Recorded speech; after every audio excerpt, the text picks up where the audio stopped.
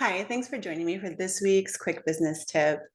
Today we're going to talk about scheduling, and there is a lot of conversations about different planners and time blocking and day theming, time hacks, all kinds of things that are completely different and all very useful depending on your goals and just the type of personality that you have and your relationship with time.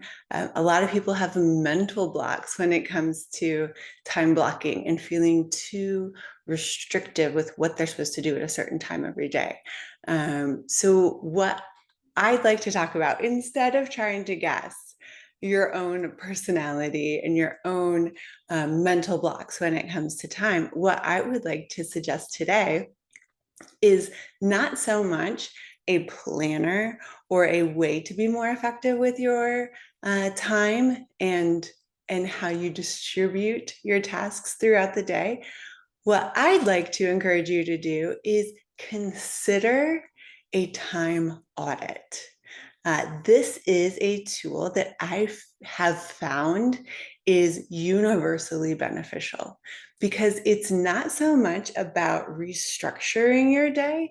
It's really more an evaluation, a way to ingest some data about what you are doing in a given day and how you're spending your time.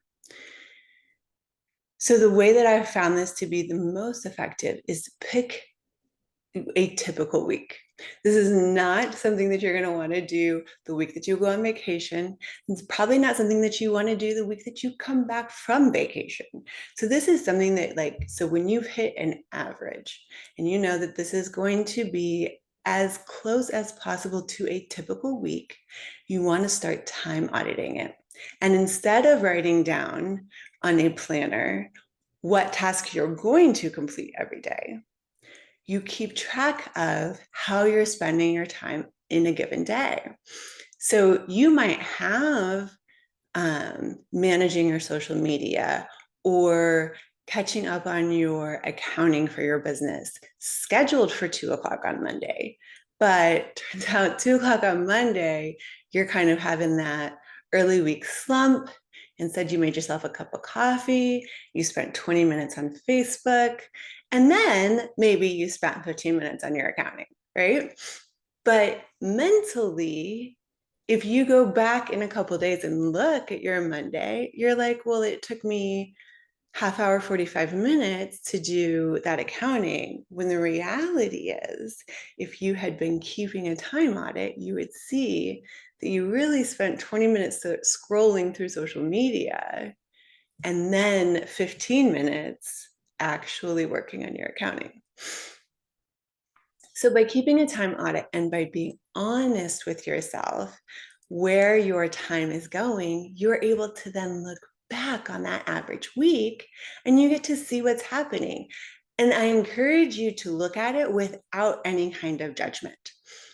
This is just how you chose to spend your day, because let's face it, if you're hitting a midday slump on Monday at 2 o'clock and what you need is a cup of coffee and a mental break and maybe going out and sitting in the sunshine, then that's what you need to then be able to knock out that next task that's on your list. So look at your audit without any kind of judgment and see where your time is going. Then you can evaluate and decide where you would like to spend more time and where you can cut back. And if you're finding yourself falling into the very slippery slope of scrolling through social media, scrolling through Amazon, doing things that are not generating you and your business income, and it's not making you happy, then you can start making some changes. So maybe next week or the week after, consider doing a time audit, see how that goes, and see where you can make some improvements in your average week. Thanks for joining me. I'm Jennifer with Limitless Impact Agency. Come back next week for more quick business tips.